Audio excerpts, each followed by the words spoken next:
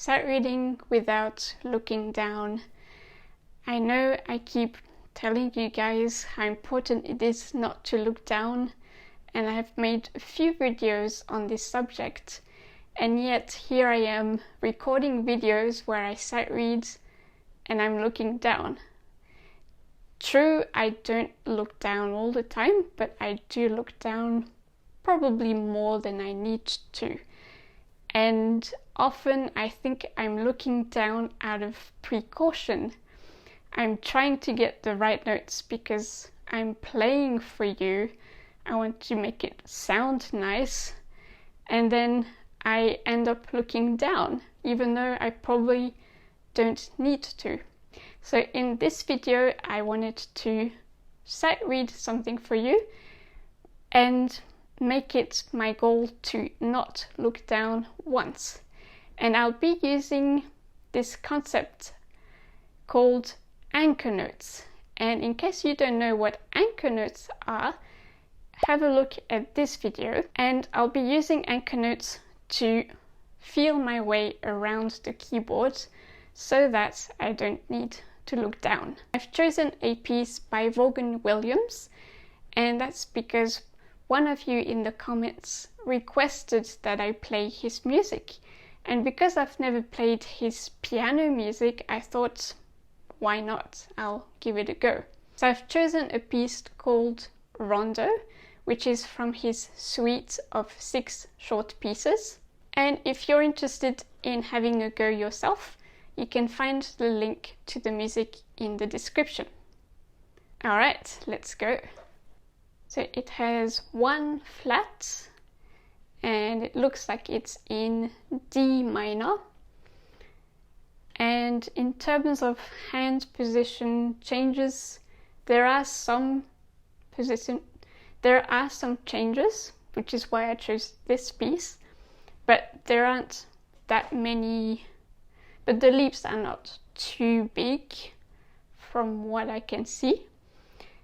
And then there's a section with 2 sharps, and then it goes back to D minor. Okay, so I can look to start with, and then I can't look until the end of the piece.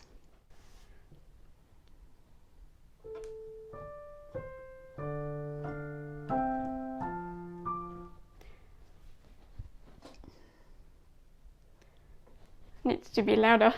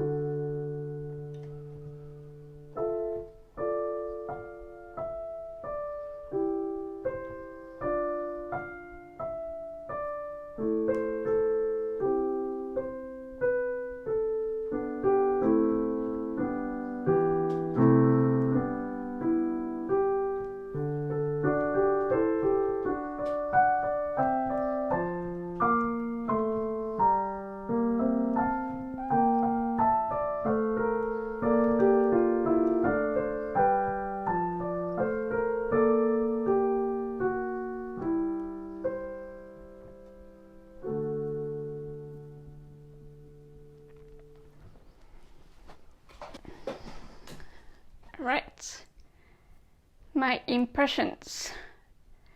Overall, I think it was easier than I expected, but probably because there weren't that many big leaps. There are some things that I do intuitively, but there were parts where there was one, and it was the same leap that I missed. So I had this part in the right hand, and for some reason, instead of keeping my hand there and somehow either substituting my fingers and then finding the D, I lifted my hand, which meant I completely lost my reference point, and that's why I ended up on the wrong note. So had I stayed on the previous notes and find a way to make my... So had I stayed there and then used the pinky and then swap fingers, I would have been okay. So when you are forced to not look down, you actually find ways to find your notes.